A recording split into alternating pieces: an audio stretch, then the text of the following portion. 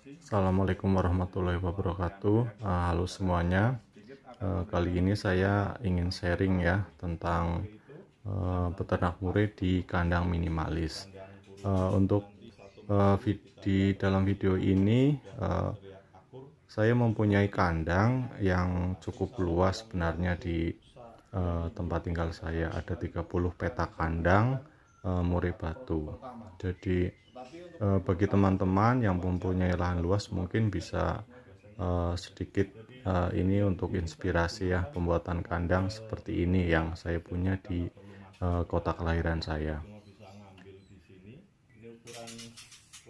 Jadi ini menurut saya adalah kandang ideal untuk murai batu ya.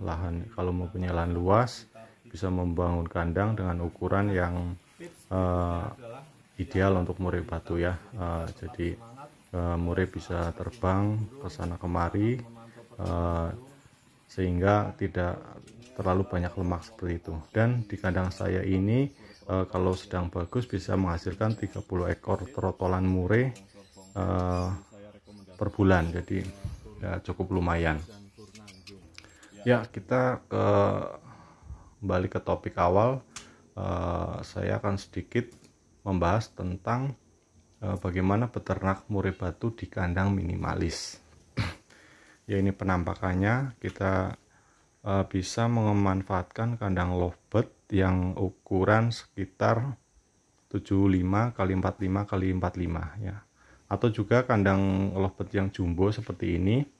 Kalau nggak salah ukurannya 75 45 x 90. Ini juga sudah cukup sebenarnya untuk ternak murai batu.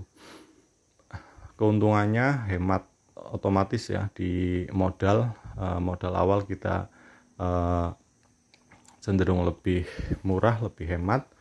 Paling harga 450.000 untuk kandang lovebird jumbo seperti ini, atau kandang yang lebih kecil lagi itu sekitar harga 275. Di toko online banyak yang menjualnya. Jadi berhubung saya pindah ke luar kota karena bekerja di luar kota, saya mencoba melanjutkan hobi saya dengan peternak murai, tetapi dengan konsep yang lebih simpel, lebih sederhana, yaitu menggunakan kandang lovebird. Nah, kita bisa lihat di video ini betina sudah mulai angkut sarang ya teman-teman. Jadi tidak menutup kemungkinan untuk peternak di kandang yang simple seperti ini pun insya Allah jadi. Saran saya kalau misalnya menggunakan kandang lovebird, gunakan burung-burung hasil ternakan ya teman-teman. Jadi mereka sudah jinak, nggak takut sama manusia, tidak perlu adaptasi terlalu lama. Kemudian faktor yang lain yang lebih penting adalah kalau bisa gunakan jantan yang tidak galak. Artinya ketika proses penjodohan itu kalau jantan karakternya tidak terlalu galak, itu lebih mudah karena kita menggunakan kandang kecil, sehingga kalau terjadi perkelahian mudah sekali si betina ini diajar oleh si jantan. Jadi saran saya gunakan pejantan dengan karakter yang tidak galak seperti itu. Kemudian betina juga hasil ternakan sehingga tidak mudah stres.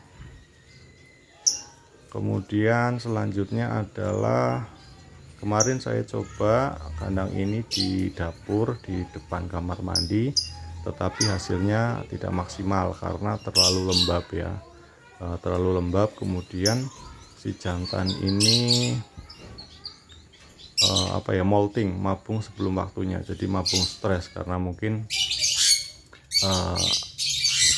kondisi udara yang terlalu lembab.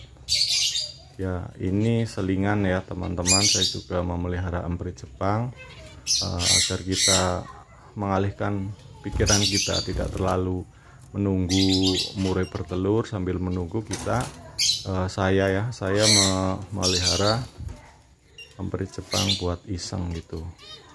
Kemudian juga zebra fin sudah produk perdana 2 anakan, dan indukannya sudah nelor lagi 6 ekor.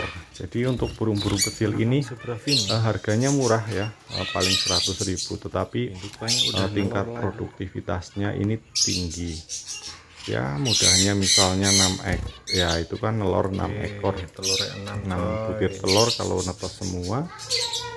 Lumayan kan, 600 gitu kan sekali produksi satu pasang. Kalau kita punya banyak pasang lumayan.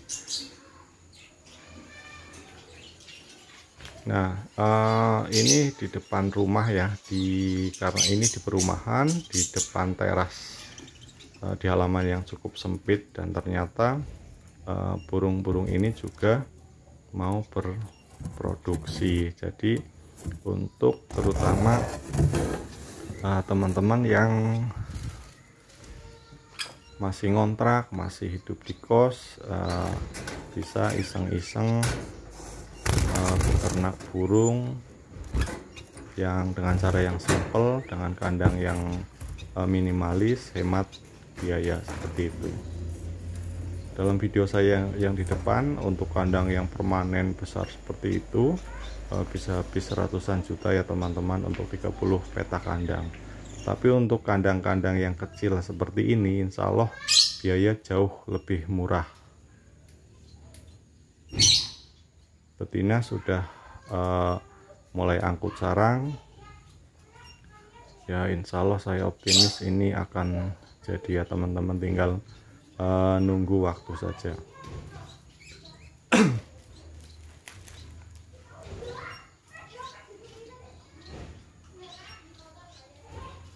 Untuk prospek murai batu itu masih bagus sekali, karena permintaan pasar itu cukup banyak, tetapi peternak itu untuk menghasilkan anakan itu tidak mudah bila dibandingkan dengan burung-burung yang lain.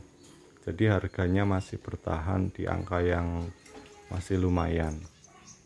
Hanya saja teman-teman, untuk peternak murai batu, apalagi yang skala besar ya, misalnya di atas 10 pasang, itu harus detail ya dalam pakan, dalam perhitungan pakan.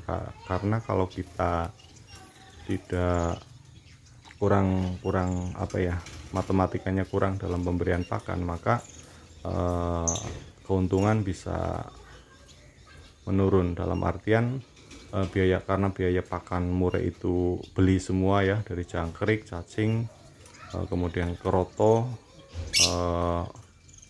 ulat Hongkong, ulat kandang itu beli semua. Jadi biaya produksi itu cukup tinggi. Jadi kita harus pintar-pintar menghemat pakan. Bisa diakali dengan saya sedang eksperimen ya dengan fur ayam ya, fur ayam dicampuri konsentrat.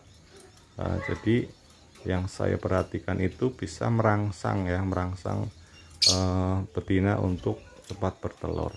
Jadi sebelumnya si betina ini susah birahi sekali, jantannya sudah merayu tetapi betinanya masih diem-diem aja.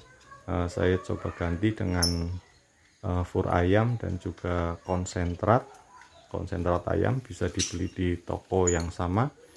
Itu selang seminggu itu ada reaksi ya, ngunjal seperti ini. Dan yang lebih penting lagi yaitu faktor pencahayaan.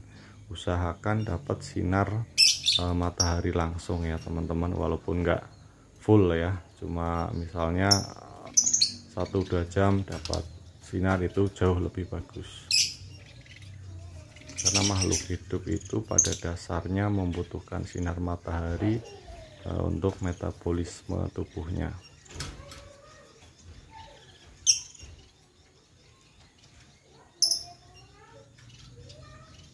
Ini kandang hanya di depan rumah ya, cuma di sisa halaman di depan. Terima kasih, semoga bermanfaat.